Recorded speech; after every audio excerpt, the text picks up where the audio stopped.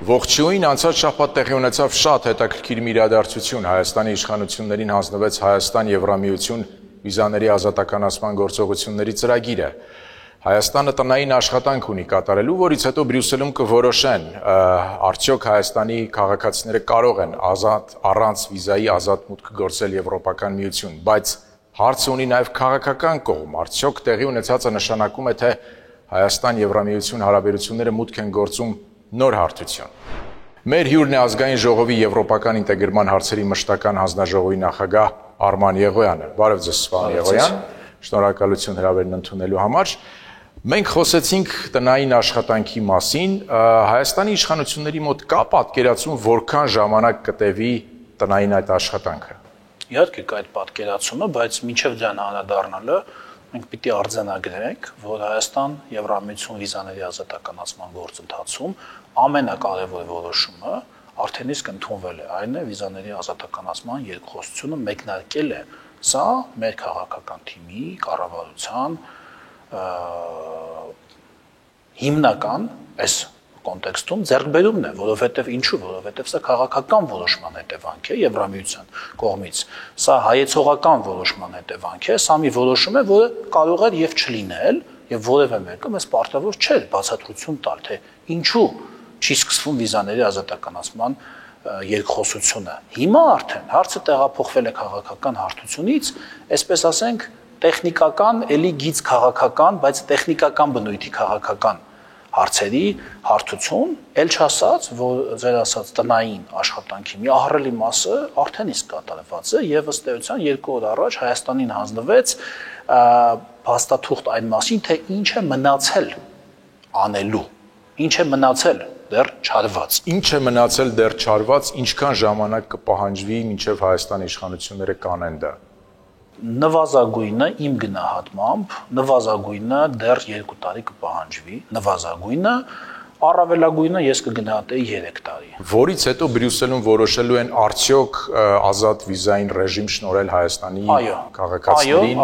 Այո, բայց ինչպես արդեն ասեցի, կարևորագույն քաղաքական որոշումը արդեն իսկ կայացված է եւ ինձ ճիշտ ասած ծանոթ չի մի իրավիճակ, երբ վիզաների ազատականացման երկխոսությունը մեկնարկի եւ չավարտվի։ Այդպիսի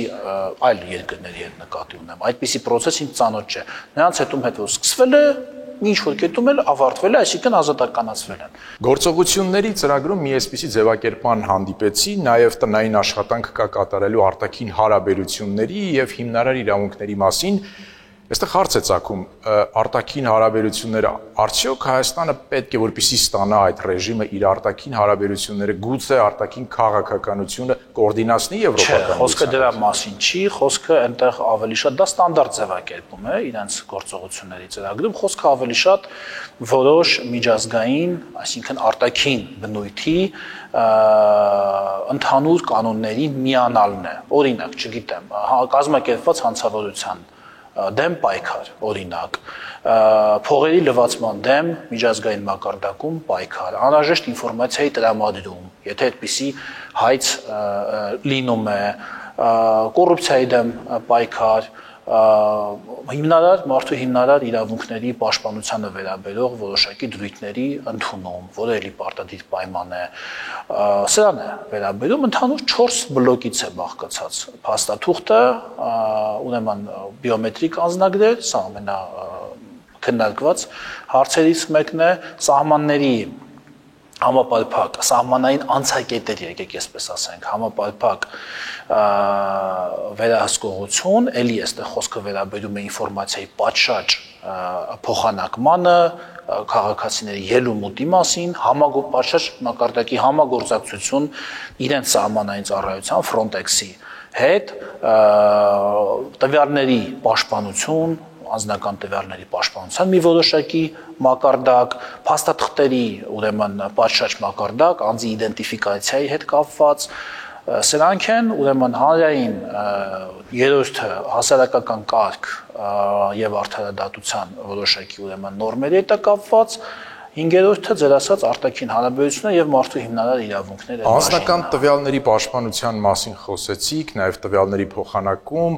եթե չեմ սխալվում, նման կարգի համագործակցություն կա Հայաստանի եւ Ռուսաստանի միջեւ։ թե այլևս այդ համագործակցությունը չկա։ Ես չեմ կարող հստակորեն ասել, թե այնտեղ մենք ինչ պայմանագրեր։ Ես ուզում եմ հասկանալ։ Ունենք, բայց մեկը մյուսի հետ կապ չունի։ Ես ուզում եմ հասկանալ Հայաստանը կարող է զուգահեռաբար նման կարգի համագործակցություն ունենալ Ռուսաստանի եւ Եվրոպական միության հետ։ Հա, իհարկե կարող է, որովհետեւ խոսքը վերաբերում է վիզաների ազատականացմանը։ Մենք ինչ-որ մաքսային ռեժիմներից չենք խոսում։ Կան երկրներ, որ ազատ վիզայի ռեժիմ ունեն եւ Ռուսաստանի հետ եւ կամ ժամանակին ունեին, հա, եւ Ուկրաինան ուներ մինչեւ պատերազմը լիցուկ եւ Եվրամիության հետ, դա այդտեղ միևնույն է որոշողը այդ պետությունն է, ինֆորմացիայի տիրապետողը այդ պետությունն է եւ բնականաբար այդ պետության արդեն այսպես պարկեշտությանն է մնում, որ հանկարծ այդ ինֆորմացիայի փոխանակման մեջ այդ 2/3 կողմերի շահերին հակասող գործողություններ չանի, էլի, դա Երբ որ խոսք է գնում Հայաստան-Եվրոպական միություն հարաբերությունների մասին, ձեր քննադատները ասում են, գիտեք, Հայաստանը ԵԱՏՄ անդամ է, Գյումրիում ռուսական ռազմական բազա կա եւ եկեք անկեղծ լինենք, երբ որ Հայաստանում օրենք է ընդունվում անդամակցության հետ կապված, դա լավագույն դեպքում այսպես նախընտրական ճառեր են։ Հայաստանը բնականաբար հաշվի առնելով այդ անդամակցությունը, Ռուսաստանի հետ ռազմաքաղաքական դեռ շարունակվող համագործակցությունը չի կարող շատ հեռուն գնալ եւ լավագույն դեպքում եվրոպացիների հետ ինչ որ ծրագրեր կարող են անել վիզաների ազատականացում եւ այլն։ Հայաստանի իշխանությունները ինչ են ուզում Եվրոպայից հիմա, ինչ է։ Դա օրենքում գրված է, դա օրենք է։ Այսինքն ինչ են, ուզում են ասել, այդ օրենքը նախընտրական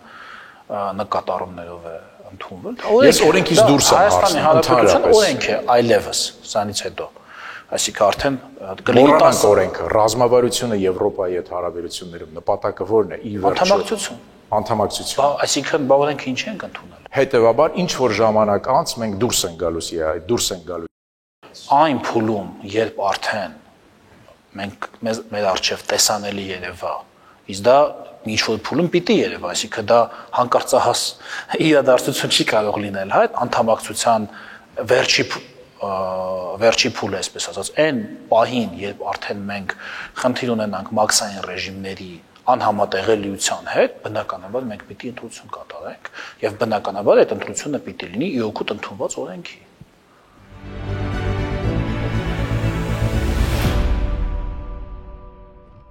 Անցած շաբաթ եւս մի կարևոր իրադարձություն տեղի ունեցավ Ադրբեջանի տարածքով ծորենը ռուսաստանյան կամ ղազախական էական չէ այս պարագայում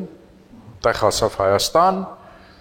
աննախադեպ իրադարձություն նախորդ 30-35 տարիների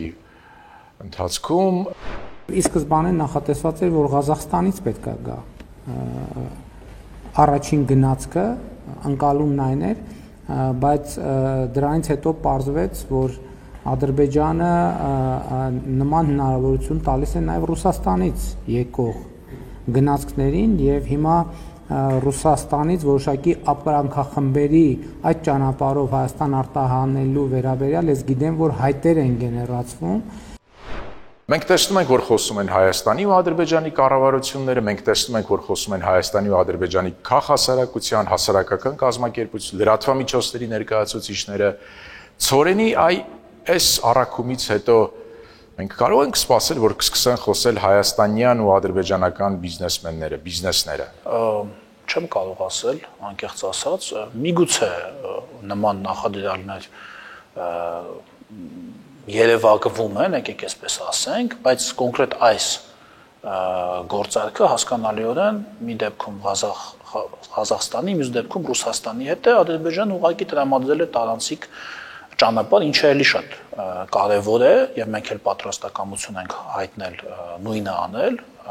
փոխադարձաբար կարծում եմ որ սա շատ կարևոր իրադարձություն է ընդհանրապես մեր պետության այս տնտեսական զարգացման հեռանկարների առումով եւ ընդհանրապես տարածաշրջանային կոմունիկացիաների հետագա ապաշրջափակման տեսանկյունից։ Տեսեք շատերը ասում են, չէ՞, օրինակ, ինչ եք հասկանում անխոչնդոտ ասելով, ինչ եք հասկանում անխոչնդոտ ասելով, չէ՞։ Այդ բանի օգոստոսի 8-ի հայտնի ուրեմն հայտարարության համապատասխան կետից, այ ես եք հասկանում։ Տեսեք անխոչնդոտ եկավ հասավ։ Անխոչնդոտ, այսինքն ոչ մեկ չխոչնդոտեց, իսկ առաջ խոչնդոտվում էր պետական որոշման մակարդակում։ Դուք սպասում եք, որ եկեք այս հարցը մի փոքր այլ կերպ ձևակերպեն, որ առաջիկայում այնուամենայնիվ հայաստանցի ու ադրբեջանցի բիզնեսմենները Ես գիտեք ոնց սխալ կլինի, որ ես իրենց խորհուրդներ տամ։ Բիզնեսը դա առանձին ոլորտ է, ես այդ ձիրքը չունեմ, բիզնես կառավարչական եւ այլ, հա, ես շատ սխալ կլինի, որ մենք ստեղծում ենք հնարավորություններ։ Եթե բիզնեսմենները իրենց հոտառությամբ, իրենց, չգիտեմ, հաշվարկներով տեսնում են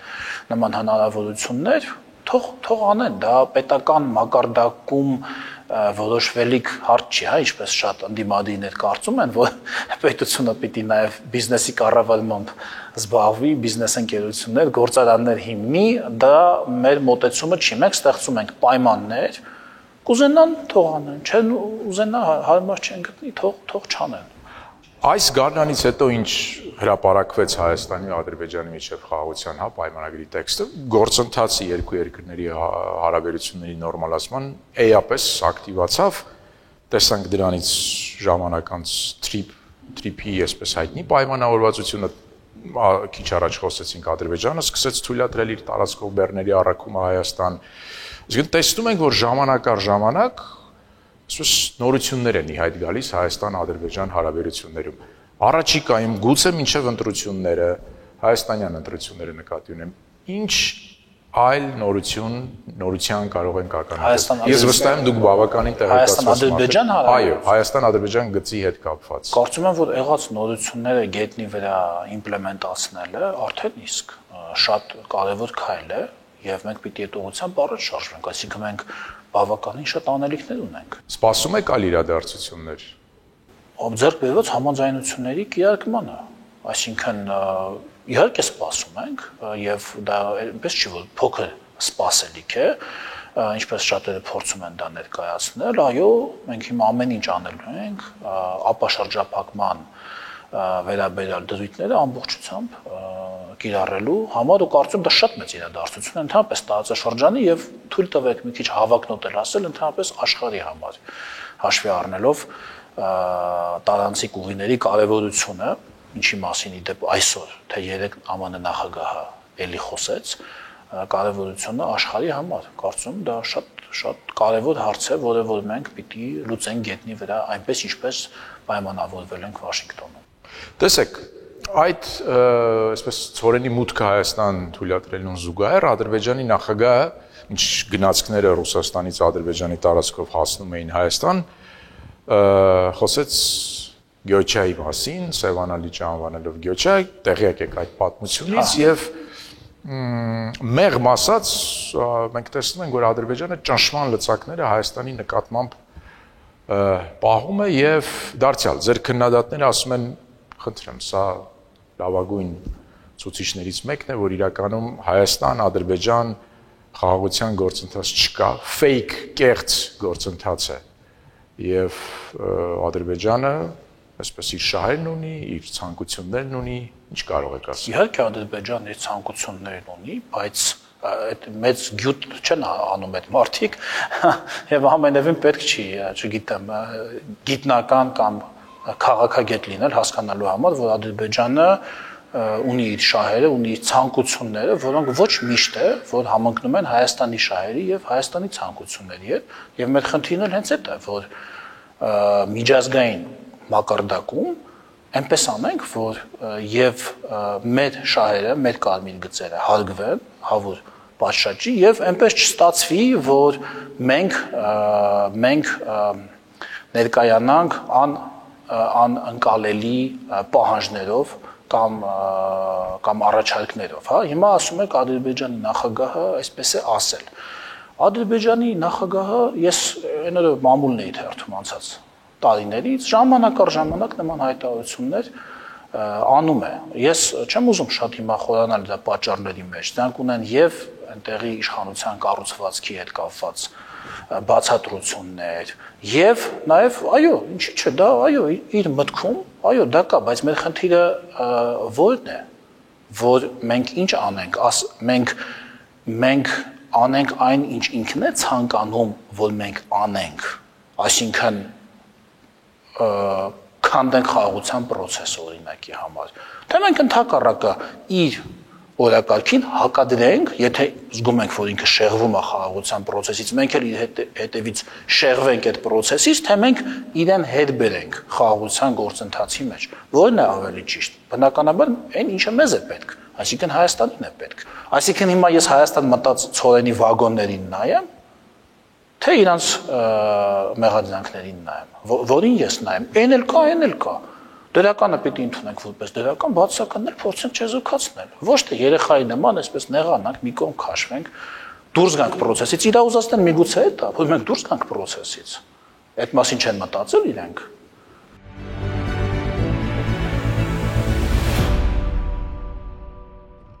Պարոն Եղոյան, Հայաստանի վարչապետը հայտարարեց, որ հայաստանյաց առաքելական եկեղեցին կաթողիկոս չունի եւ մարդիկ ասում են տեսեք, դարձյալ ընտրություններին ընդառաջ իշխանությունները կարծես սկսել են ավելի վճռական այսպես քայլեր անել եկեղեցու հետ կապված եւ առաջիկայում գուցե մեզ սպասվում է կաթողիկոսի փոփոխություն։ Կտրիչ Ներսիսյանը կաթողիկոս չի։ Հայաստանյաց առաքելական եկեղեցին այսօր չունի կաթողիկոս։ Դուք իշխանությունները ունեք մեխանիզմ, ինչպես է դա տեղի ունենալու։ Խոսքով Խոսքն է մեխանիզմ, չի փաստարկով։ Ողջախոհ տրամաբանությամբ, ինչպես է տեղի ունենալու։ Կաթողիկոսը խախտել է կուսակրոնության ուխտը, խախտել է։ Մինչև կաթողիկոս դառնալը։ Կարելի է պատկերացնել, որ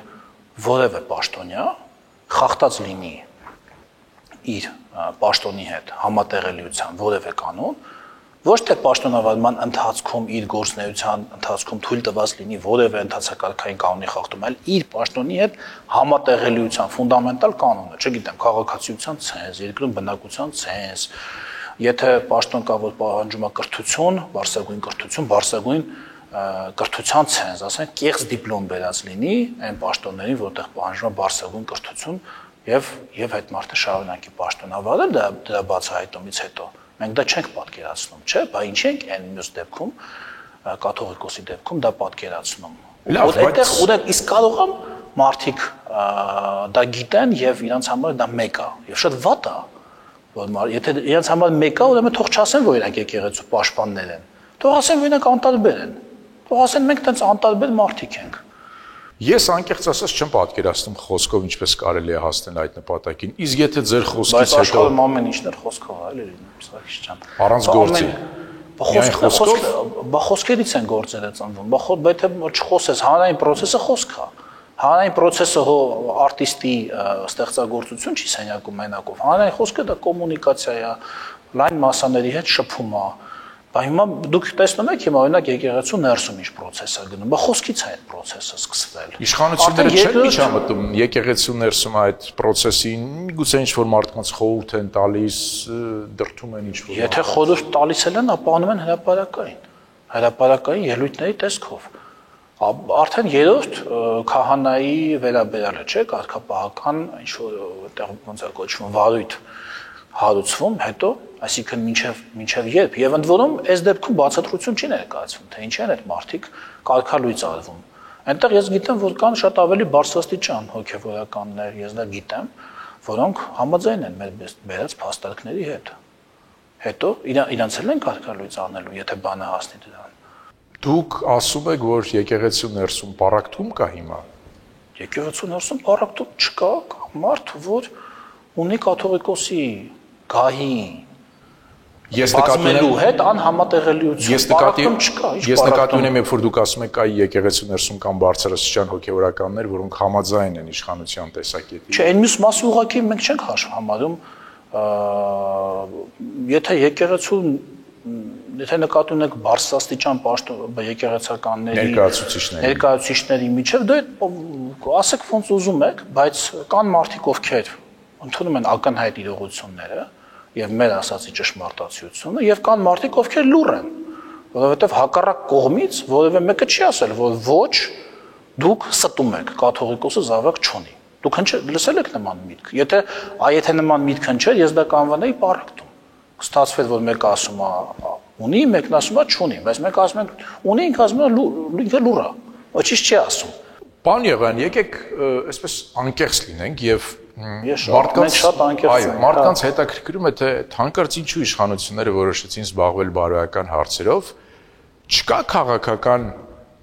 կողմ այսպես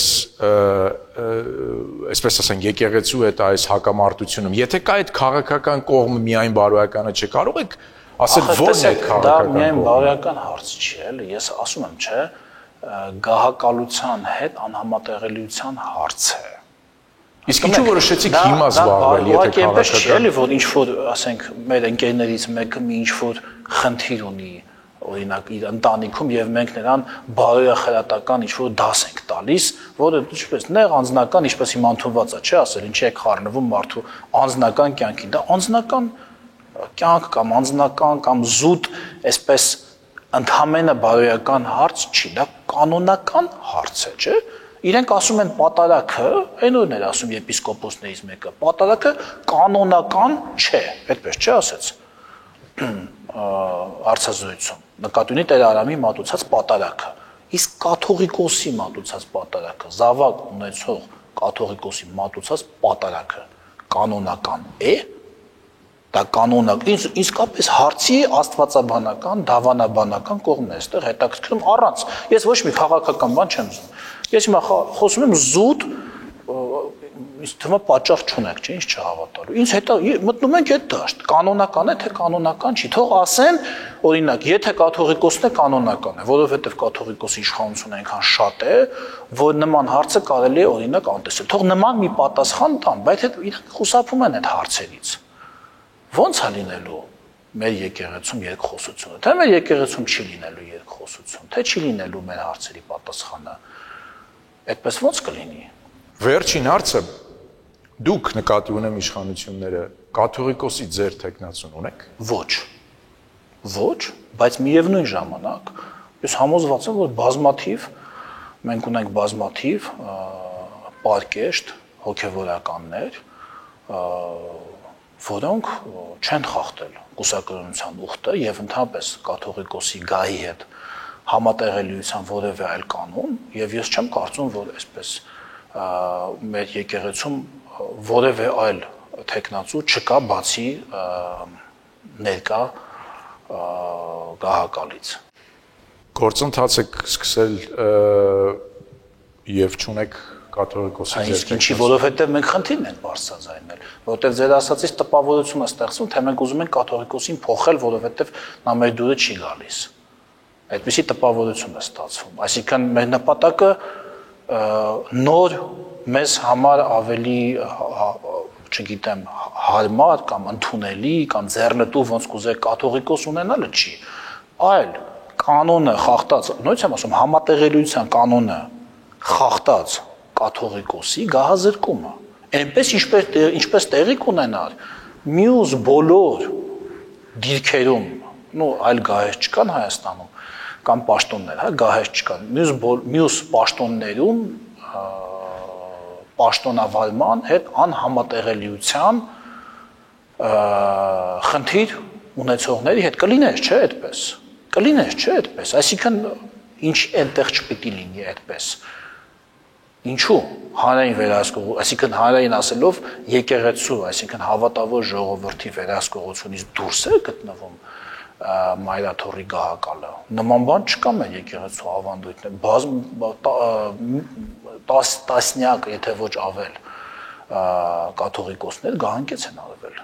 Ես հիմա այս պահին բոլորի անունները չեմ մտաբերի, բայց ես գիտեմ, որ բազմաթիվ խնդիրներ են եղել նախկինում, այն ներեկեղեցական քննարկումներ են եղել, տարբեր պատճառներով գահանքեց են արվել։ Ինչով է ներկա գահակալը տարբերվում մյուս կանոնները խախտած մյուս գահակալներից։ Պարոն Եղան, շատ շնորհակալություն հարցազրույցի համար։ Ես հիշեցնեմ, որ հյուրընկալել էինք Ազգային ժողովի եվրոպական ինտեգրման հարցերի մշտական հանձնաժողովի նախագահ Արման Եղոյանին։ Կհանդիպենք ցտեսություն։